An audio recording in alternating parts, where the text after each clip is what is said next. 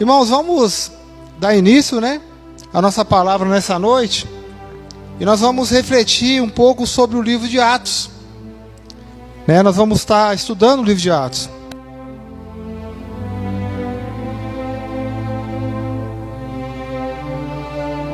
O livro de Atos, meus irmãos, é um livro muito importante para o nosso crescimento e conhecimento da palavra de Deus.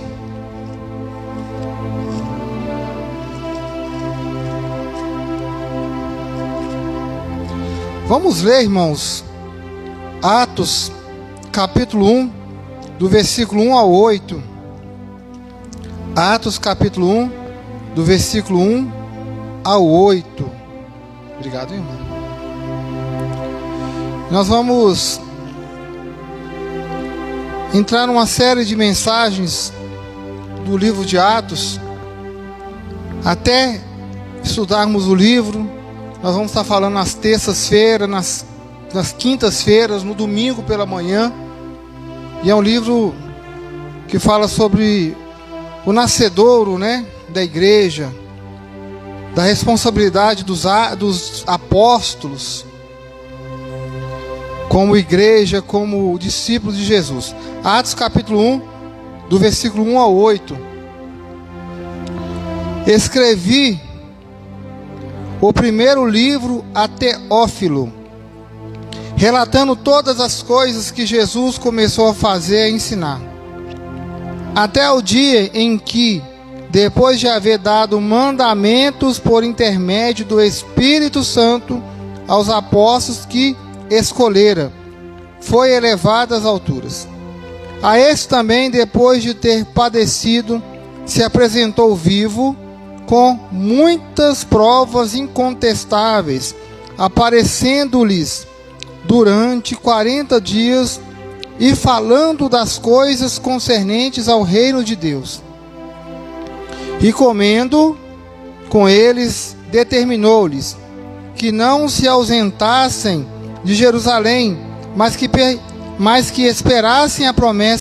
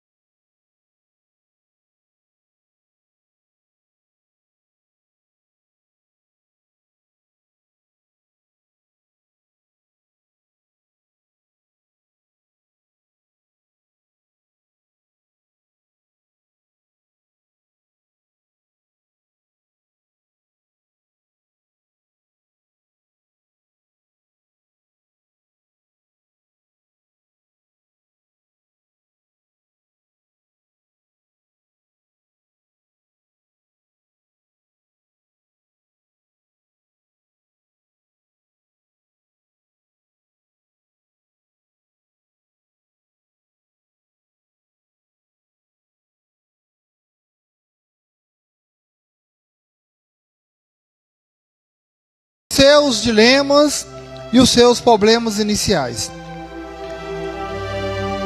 Quando nós pegamos para ler o livro de Atos, estudar o livro de Atos, nós vamos entender que como era a comunhão da igreja, como os discípulos se relacionavam, como os discípulos tomaram iniciativa para exercer o chamado na qual Jesus os escolheu. Este livro de Atos é um livro missionário, é um livro que conta a história de vitórias da igreja e também de sofrimentos, derrotas, coragens. É um livro que conta também sobre como há o choque entre religião e cristianismo.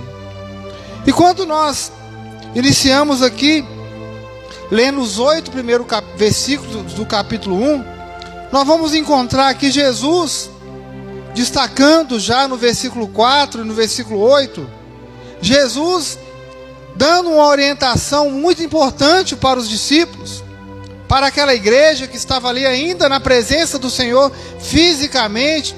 No versículo 4 e no versículo 8, nós encontramos alguns pontos importantes aqui nesse texto. O versículo 4, ele fala: não se ausentem de Jerusalém. Era uma ordenança, uma ordem de Jesus para os discípulos.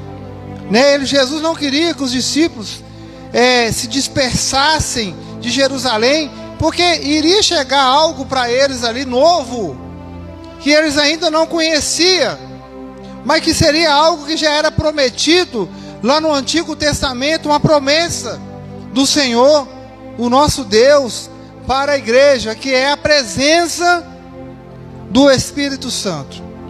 Então Jesus, ele fala com os discípulos no versículo 4: não se ausentem de Jerusalém, esperem a promessa do Pai. E no versículo 8 ele fala: sereis minhas testemunhas.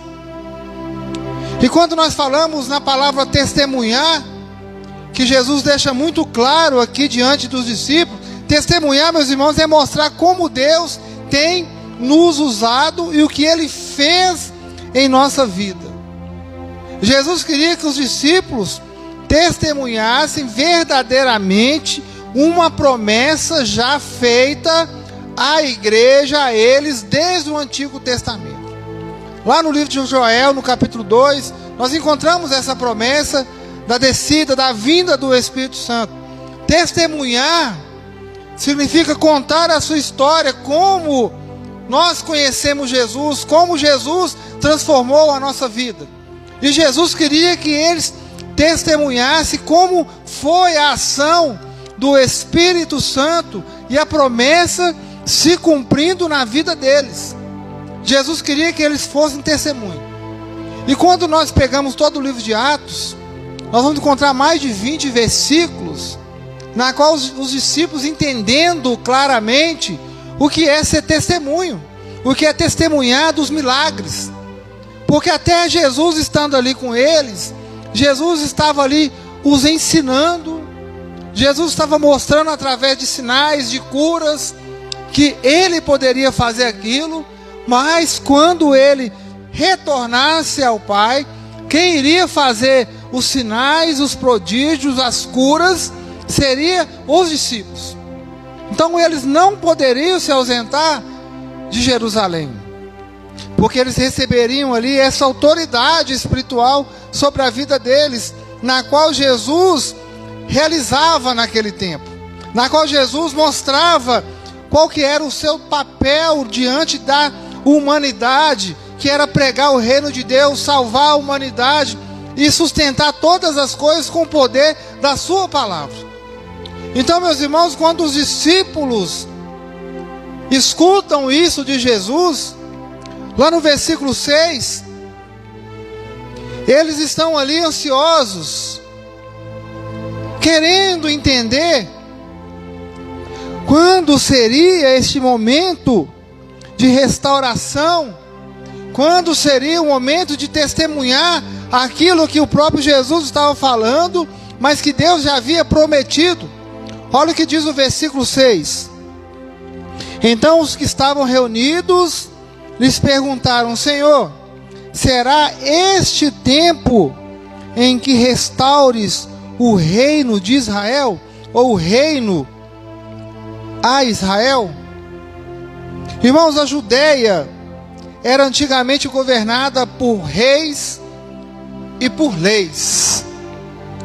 Passado algum tempo, quem estava governando e estavam então sujeitos ao Império Romano, o Império ditador que escravizava politicamente, economicamente os judeus. E os judeus, meus irmãos, os discípulos que faziam parte deste povo, eles já não aguentavam mais, estando debaixo de uma escravidão tão grave, eles eram oprimidos. A nação não suportava mais um jugo pesado do Império Romano. Eles queriam era libertação. Eles queriam viver o tempo de Davi, um tempo de prosperidade, um tempo de liberdade, um tempo onde eles poderiam agir livremente em nome do Senhor, porque havia uma promessa lá no Antigo Testamento. Se nós voltarmos aqui, lá em Isaías, no capítulo 1, no versículo 26, Isaías capítulo 1, versículo 26, os discípulos apoiam nessas promessas que já tinha no Antigo Testamento. Restituir-te-ei os teus juízes, como eram antigamente os teus conselheiros, como no princípio, depois te chamarão cidade de justiça, cidade fiel. Irmãos, é um versículo extremamente escatológico. Quando o Senhor fala que vai restaurar, não é a restauração física, estrutural, política, econômica, mas era uma restauração espiritual. E os judeus, os discípulos, aguardavam a restauração de um Jesus que eles esperavam, né? O Messias que iria se assentar num trono como um rei que Jesus era, mas um rei físico, onde ele iria oprimir, onde ele iria castigar os romanos. Eles esperavam Jesus como um homem qualquer, como um rei qualquer, como um presidente qualquer. Irmãos, é por isso que muitas pessoas hoje não querem servir ao Senhor. Hoje você se depara com situações na comunidade, na cidade, no estado, onde preferem viver livremente, entre aspas, as suas vãs filosofias, os seus vãs entendimentos, e não querem se submeter ao Rei dos Reis, Senhor do Senhor, que é o nosso Jesus. Amém?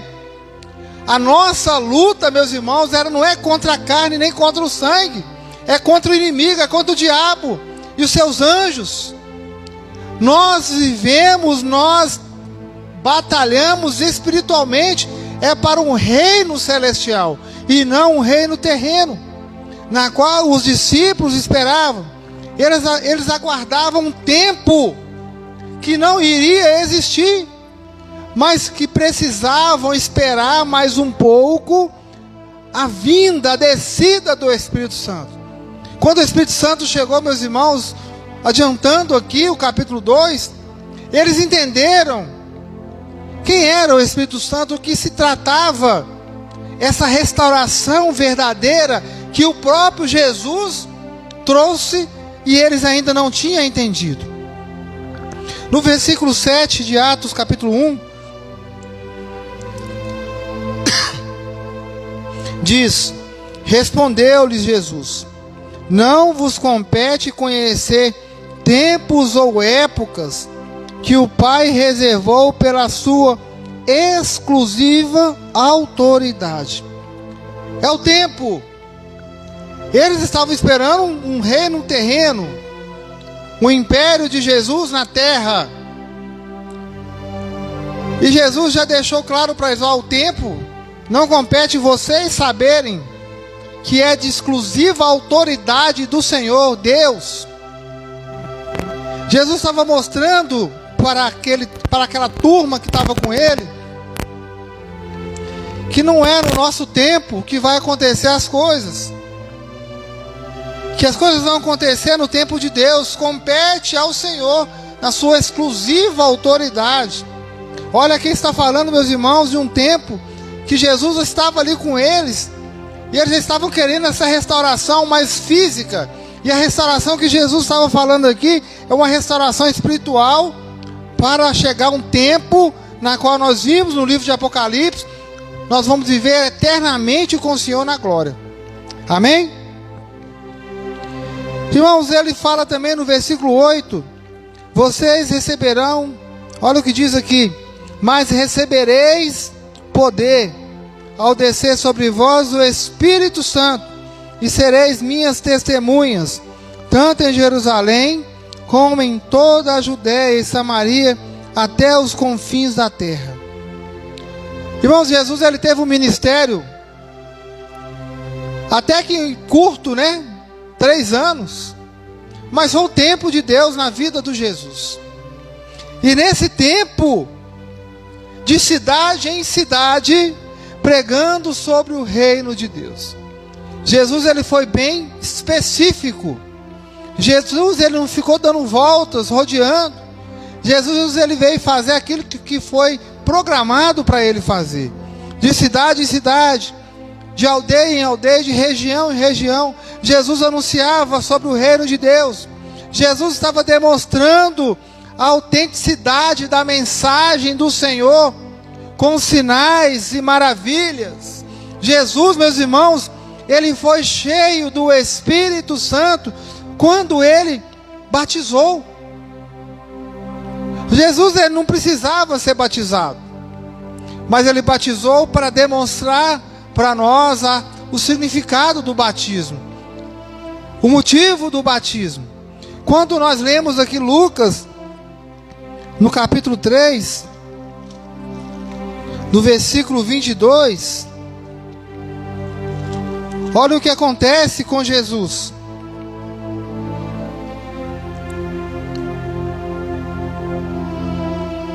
Vamos ler o versículo 21 e 22. E aconteceu que, ao ser todo o povo batizado, também foi Jesus. E estando ele a orar, o céu se abriu. E o Espírito Santo desceu sobre ele, em forma corpórea, como pomba. E ouviu-se uma voz do céu: Tu és o meu filho amado, em ti me comprazo. Jesus recebe a presença do Espírito Santo. Olha, meus irmãos, que Jesus, enquanto ele estava ministrando na terra, Jesus estava treinando os seus discípulos.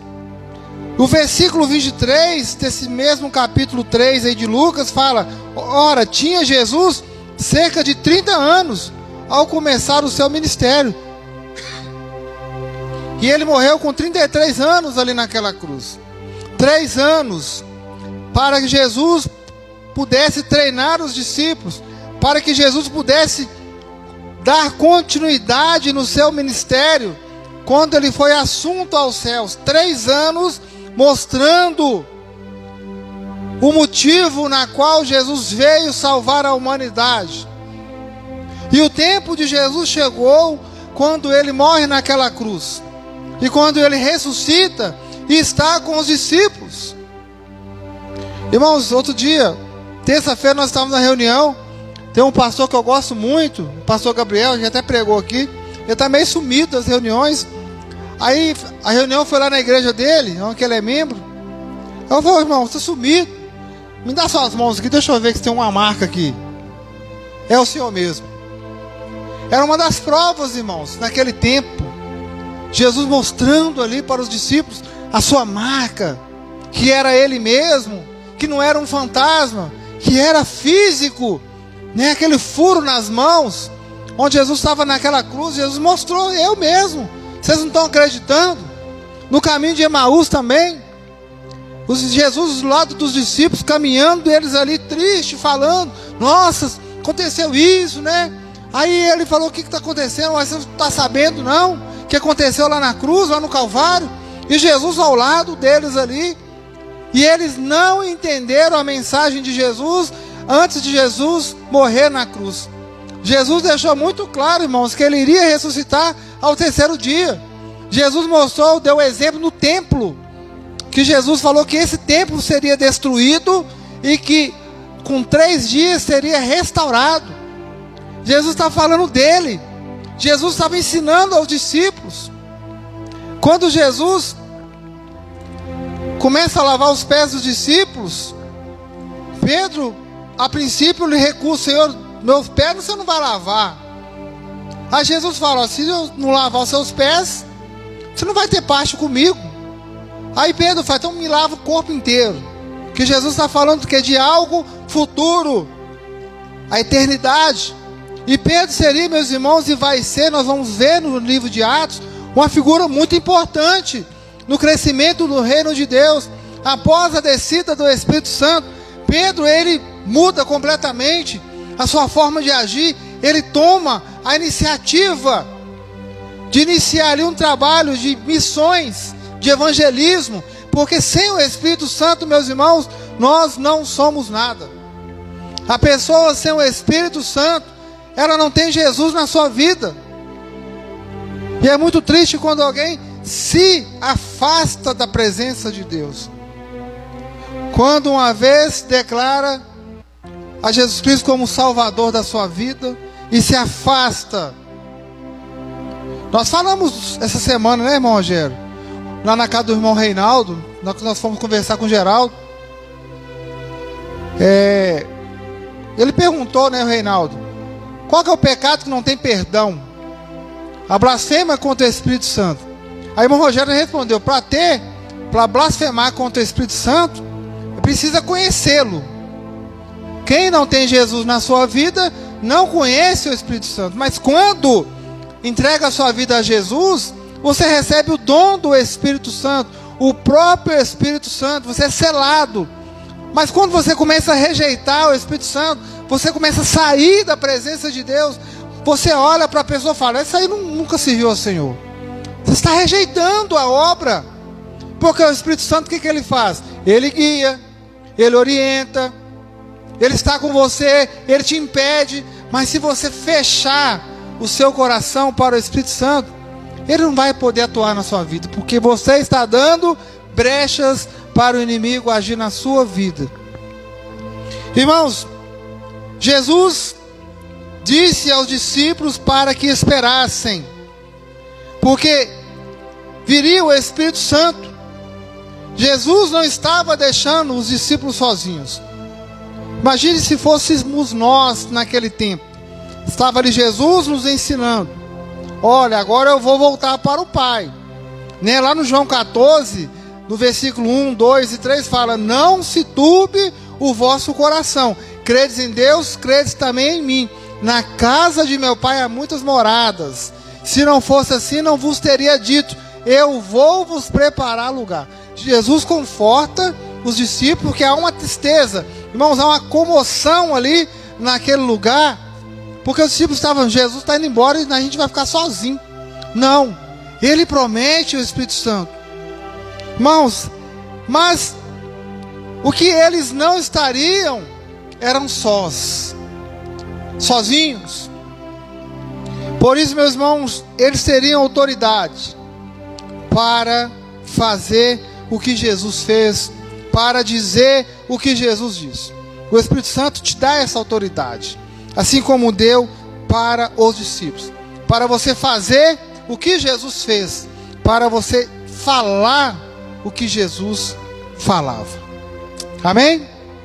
Vamos ficar aqui até no versículo 8. Domingo pela manhã nós vamos continuar, porque a ação do Espírito Santo, meus irmãos, na igreja, ele é muito forte. E a igreja somos nós. Então nós temos que deixar ser conduzidos pelo Espírito Santo da promessa de Deus. Amém?